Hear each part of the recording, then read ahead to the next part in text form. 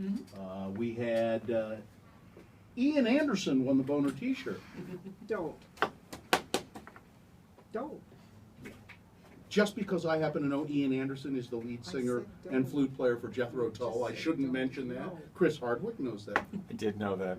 Don't you think poor Ian Anderson gets that every day? You know what Ian Anderson is doing these days? He's a salmon farmer. Really? In Scotland. Is he? Yeah. How do you know that? Good for him. I don't. I think I heard him on the Nerdist podcast. Do you know how? So he actually goes underwater and catches the fish by hand. Yeah. Do you know that? Yeah.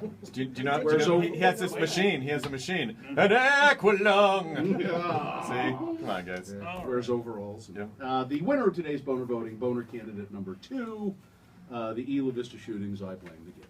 Yeah, no contest really. Chris Hardwick in town to do 2 shows tonight, 2 shows tomorrow at Wise Guys. This is true. WiseGuysComedy.com. Also Tickets may still be available. But you do well. I think you do really well when especially when you come to Salt Lake. But you do well, don't you? It's starting to do well. It doesn't for a long time when you do stand-up. Like, no one comes out to see you on purpose. So basically you have a room of people who they're called papered rooms. So you have rooms full of people that got tickets for free. For me, it was a lot of rednecks early on, which I could speak to because I'm from the South. And so, I was, that was sort of my original habitat. And Did you ever have a Southern accent? I don't think so. My family moved quite a bit. But and then when I was 13, my mom remarried. We moved away to Denver and then ultimately Los Angeles. And so I don't think I ever got the drawl, but I'm real familiar with it. Is that where the Nerdist empire is based? Is in Los Angeles? It's in Los Angeles, yeah. I want to ask you about being a nerd. Okay. You said you grew up being a nerd, and In the South, with your father being a Pro Bowler. Yes. And There weren't that many of us. This was pre-internet too, so Great you time. couldn't really basically the nerdy friend group that I had in grade school. Yeah. There were like 3 of us, Mm-hmm. and we were not accepted as you would think. I know, because computers and things, those things were not cool yet, and so but we liked them anyway. Now, I want to just this concept of being a nerd, because you've built an empire or are building an empire on this idea of the Nerdist. And I grew up not being accepted and having social problems and stuff. And yet, if I think about it, I wouldn't consider myself a nerd.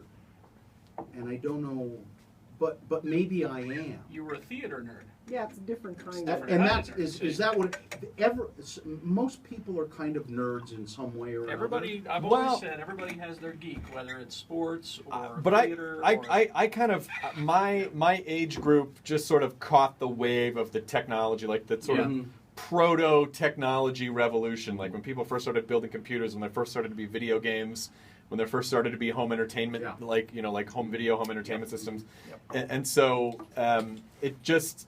I just caught the wave of that because I was the right age for it. So I got my first computer in 1981. Was it a Commodore? It was not a Commodore. It was a Tandy. It was a Radio Shack computer. Texas Instruments. No, it was not. It was not a TI.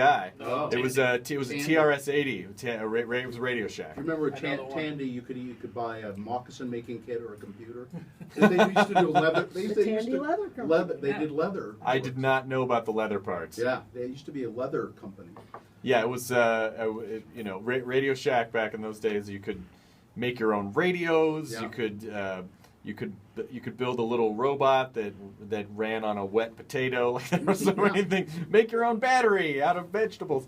So it was a fun time. But you had to go out of your way to make those things. And if you had a computer, chances are that you had to actually, in those days, if you wanted your computer to do anything, you had to write the program.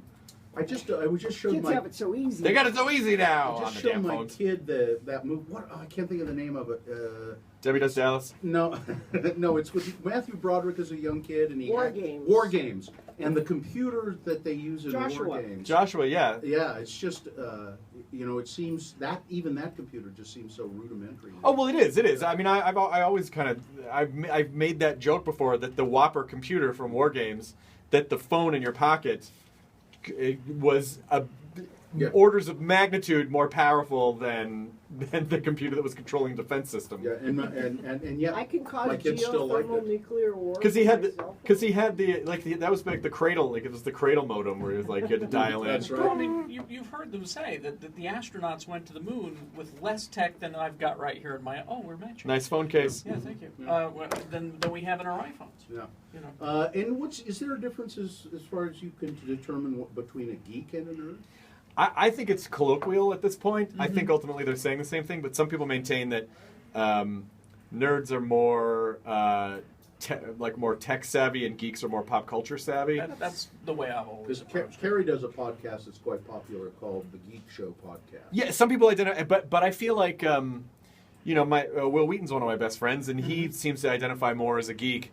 Nerd was the word that we had when I was growing up, and maybe if the movie had been called Revenge of the Geeks instead of Revenge of the Nerds, I might have identified with that word. But I think ultimately we're all saying the same It's thing the same now. thing, yeah. And I identified with Booger. So Curtis Armstrong. Yeah, Curtis Armstrong. So, Yep, yeah. he was on our podcast. He's hilarious. He's fantastic. He still works. He still works. Yeah, He still does all kinds he of does stuff. King of the Nerds on TBS. Chris Hardwick at Wise Guys tonight, tomorrow, 2 shows. Really a pleasure to meet you. It's nice to meet you guys too. You were supposed to be here before, and then you didn't show up for some reason. We found out what happened. What happened? He was not told that he was supposed to be here. He would have been here. It's had not he that been he told. didn't stand. Us That up. happens He was sometimes. just not informed. That happens sometimes because I'm very, very anal about my calendar.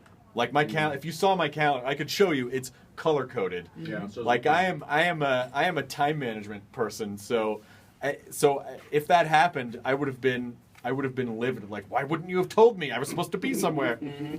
Well, it's great to meet you, and I hope you will come back to Salt Lake a lot, and always welcome here on the show. It's a short flight from LA. Yeah. I'll come back. Maybe I'll come back for Salt Lake Comic Con.